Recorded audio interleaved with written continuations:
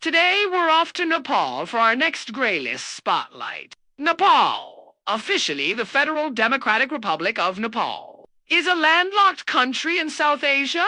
The Himalayas take up a significant portion of its landmass, and Mount Everest, the world's tallest mountain, is part of this range within Nepal. It shares open borders with China to the north and with India to the east, south, and west. With an estimated population of over 30 million, the country is home to various ethnic groups and languages and has a rich cultural heritage. In recent years, Nepal's financial system has been making strides towards transparency and effectiveness. However, it finds itself at a crucial juncture. In February 2024, during the Asia-Pacific Group's 37th annual meeting in Malaysia, Nepal was placed on the Grey List for strategic deficiencies in its anti-money laundering and counter-terror financing regime.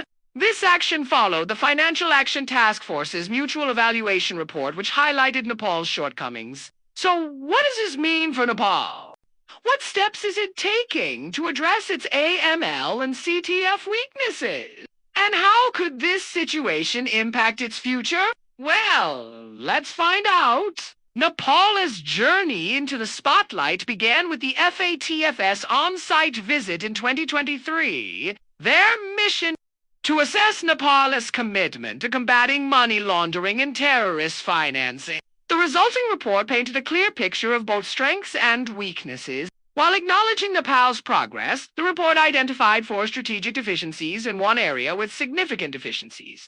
These included lack of a risk-based approach, insufficient measures to identify and assess politically exposed persons, ineffective monitoring of financial transactions, inadequate procedures for freezing, seizing, and confiscating proceeds of crime and terrorist assets, and deficiencies in the legal framework related to terrorist financing. In response, Nepal's government wasted no time in formulating an action plan. Within 2 months, they had drafted a national action plan to address these deficiencies, demonstrating a swift and decisive approach to the situation. The plan outlines immediate midterm and long-term actions aimed at strengthening Nepal's AML and CTF regime. Notably, the plan includes provisions for enhanced international cooperation, improved coordination among domestic agencies, and a focus on building capacity. The government also took proactive steps to engage with international partners. Soon after the report's release, high-level officials from Nepal's Ministry of Finance visited Malaysia to discuss the matter with the agency. During the visit, they pledged full cooperation and commitment to completing the action plan within the stipulated time frame. Now, why is this so important? Well, being on the Grey List carries significant implications for any country. It can affect a nation's reputation, hinder economic growth, and isolate it on the global stage. For Nepal, already facing challenges like a depreciating currency and fluctuating inflation rates, this news couldn't have come at a worse time. But rather than succumbing to the pressure, Nepal's government has taken the bull by the horns.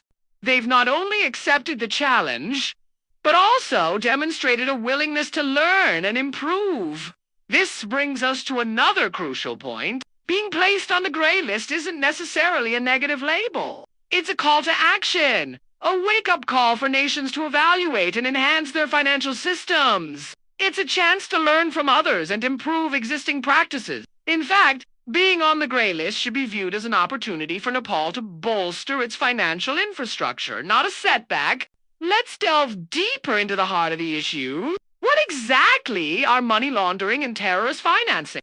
Money laundering refers to the process of concealing the origins of illegally obtained funds to make them appear legitimate. Terrorist financing, on the other hand, involves providing support, resources, or funds to individuals or organizations engaged in terrorist activities. Both activities are detrimental to a nation's security and economic stability. Combating these activities requires a robust anti-money laundering and counter-terror financing regime.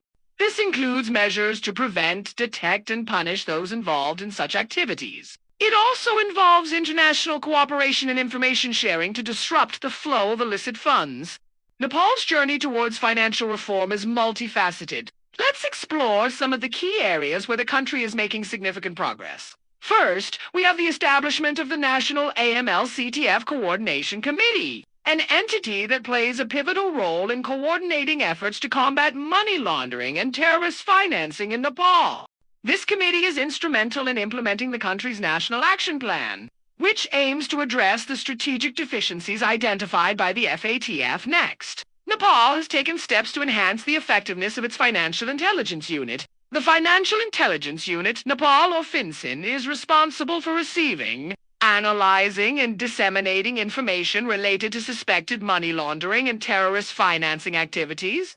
To strengthen this unit, Nepal has focused on enhancing its capacity to process and share information as well as its ability to conduct investigations and prosecutions. Furthermore, Nepal has recognized the importance of international cooperation in combating these activities. The country has signed and ratified several international conventions and agreements that promote collaboration among nations. This includes the United Nations Security Council resolutions on terrorist financing and the Egmont Group's principles for effective FIU cooperation. In addition, Nepal has made efforts to align its legal and regulatory framework with international standards. This involves updating laws and regulations to ensure they are in line with the recommendations of the FATF and other international bodies. For instance, Nepal has enacted the Money Laundering Prevention Act, which criminalizes money laundering activities and empowers law enforcement agencies to seize and confiscate assets. Moreover, Nepal is focused on enhancing the capacity of its financial institutions to combat money laundering and terrorist financing. This includes strengthening their internal controls, enhancing customer due diligence procedures, and improving their ability to report suspicious transactions. The country has also developed and implemented anti-money laundering and counter-terror financing policies and procedures for various sectors such as banks, insurance companies, and money exchange. Furthermore, Nepal has recognized the significance of public-private sector partnerships in this endeavor.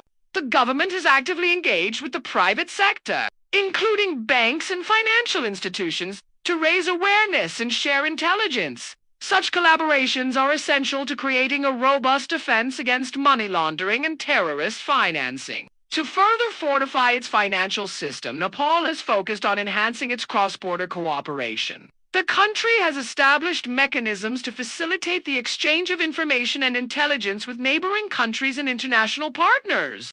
This includes participating in regional and international initiatives aimed at combating transnational crimes such as drug trafficking and human smuggling, which often involve money laundering and terrorist financing. Lastly, Nepal has emphasized the need for capacity building and technical assistance, recognizing that a skilled and knowledgeable workforce is crucial to effectively combating money laundering and terrorist financing. Nepal has invested in training programs for law enforcement officials, prosecutors, and other relevant personnel.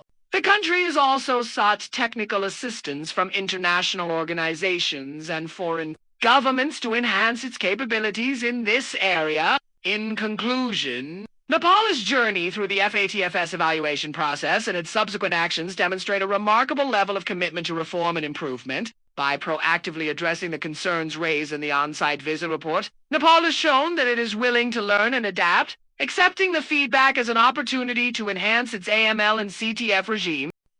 The development and implementation of the National Action Plan, coupled with Nepal's engagement with international partners, showcase its dedication to upholding the highest standards of financial transparency and integrity. Nepal's story is one of acceptance, learning, and growth. It serves as an inspiration for other nations, emphasizing that being on the Grey List is not a mark of failure, but a call to excellence. Nepal's journey is a testament to the power of proactive engagement and collaborative problem-solving in the face of financial challenges. As Nepal continues to work towards a more transparent and secure financial future, it not only strengthens its own economy, but also contributes to the larger global effort in combating money laundering and terrorist financing.